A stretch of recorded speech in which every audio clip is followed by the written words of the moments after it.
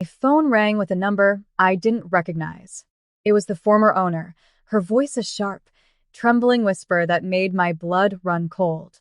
She said, "I forgot to disconnect one hidden camera in the master bedroom. I just logged in, and I saw what your husband and his mother did while you were out. Don't tell your husband. Come alone to my apartment right now." My hands shook so violently the phone almost slipped from my grasp. I looked across the hallway at my husband, who was smiling and chatting on the phone with his mother, the two people I trusted most in the world. But in that single, shattering moment, the beautiful life we had built for over a decade began to splinter. I had no idea that walking into that meeting would uncover a web of betrayal so deep, it would change my life forever. 7 days. That's exactly how long it took for my beautifully manicured dream life to turn into an absolute nightmare.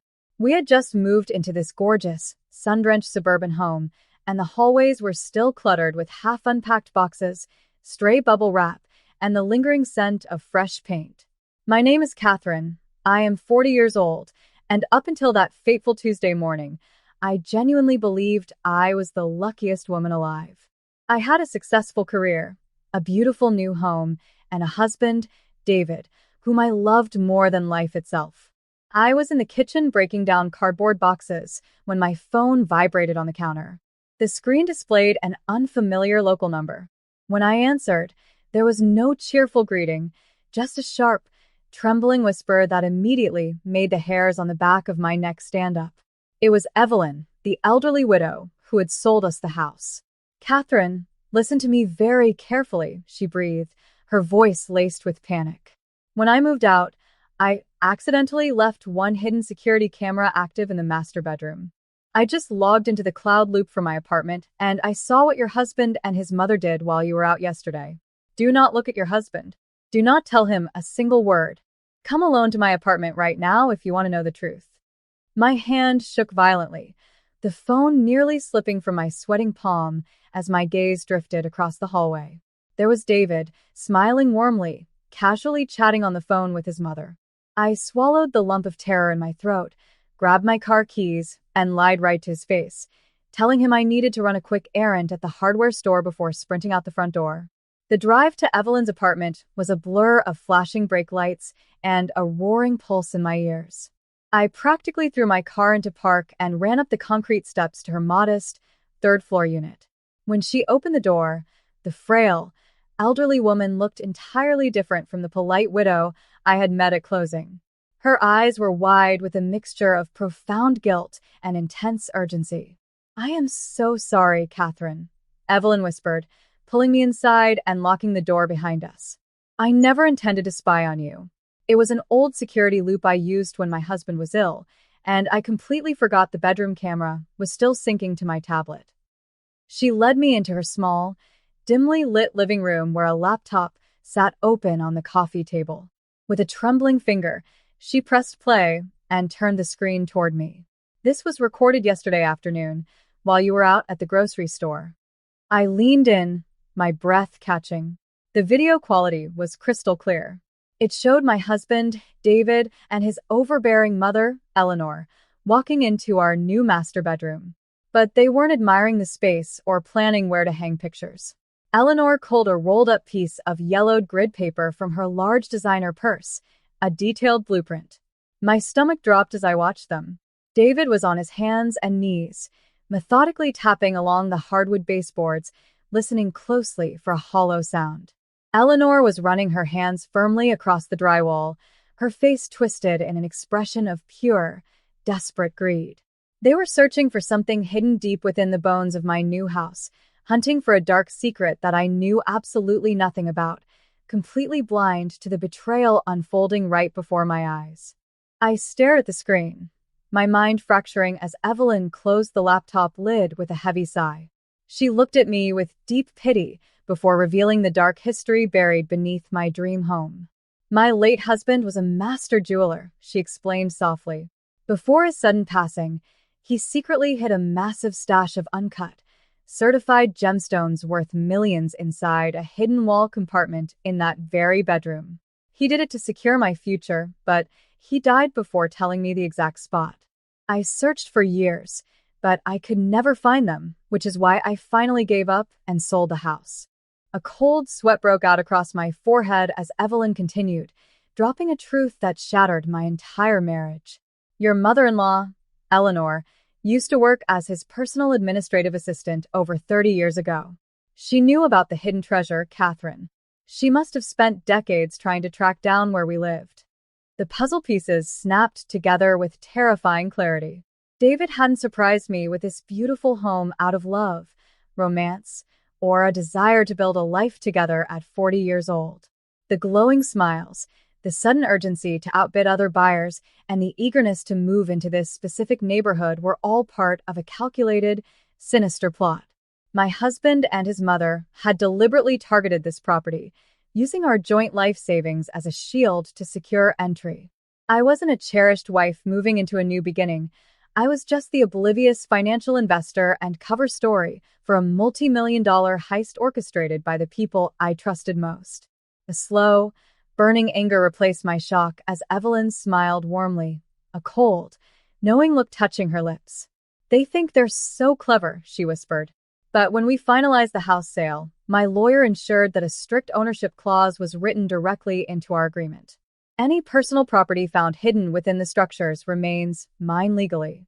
I've already notified the authorities about the situation, but I left a little trap behind that wall. Do you want to help me spring it? I nodded slowly, a dangerous clarity washing over me. Evelyn showed me the exact location on the layout, behind a false electrical outlet near the closet. When I returned home, I wore a mask of absolute calm, playing the part of the oblivious, happy wife perfectly.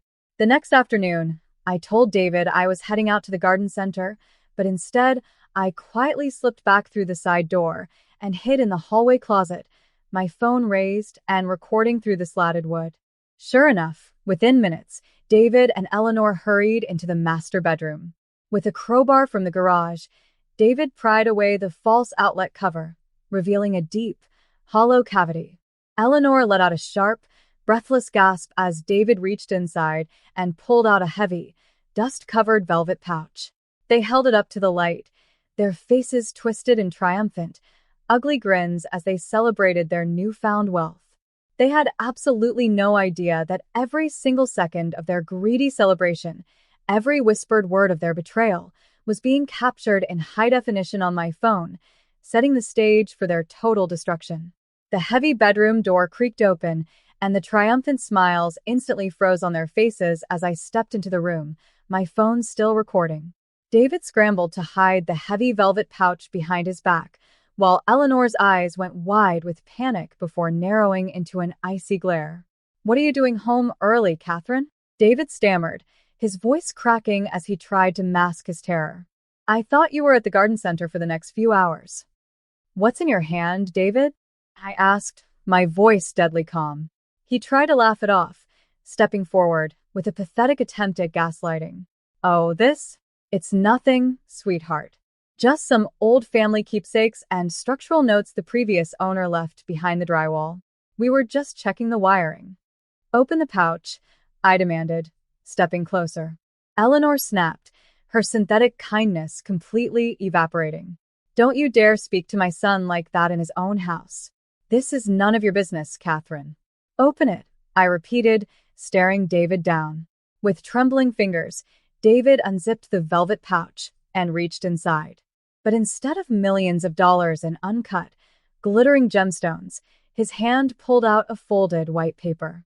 When he opened it, his face drained of all color. It wasn't a fortune.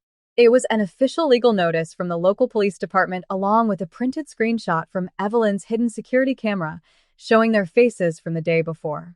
Eleanor shook with rage, stepping into my space. "You think you're clever? David will divorce you and take every single dime of this house. You're nothing without our family." I just smiled, holding up my phone. "You're too late. I know everything."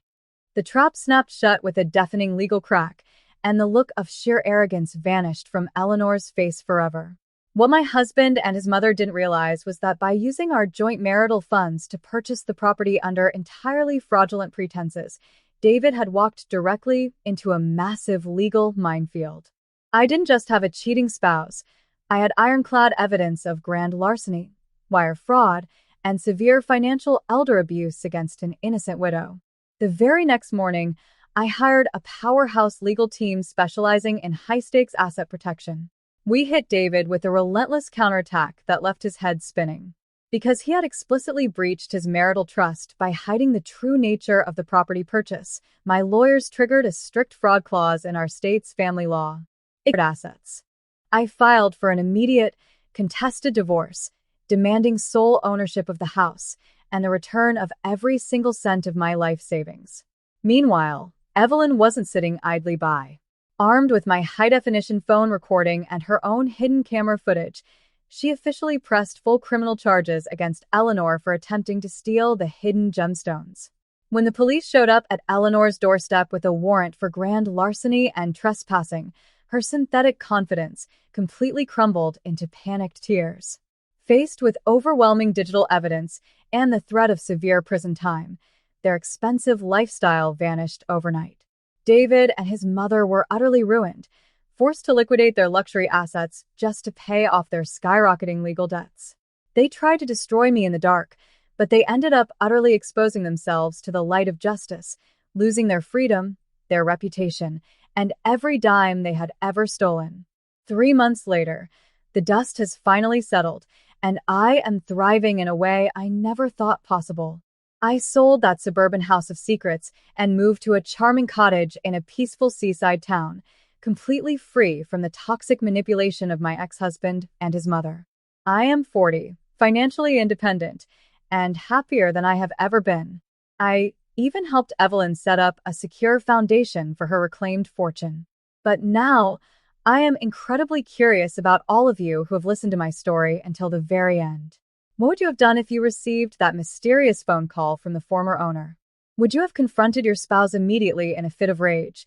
Or would you have played the quiet, long game to completely dismantle their betrayal just so I can see exactly how far my voice and this story below?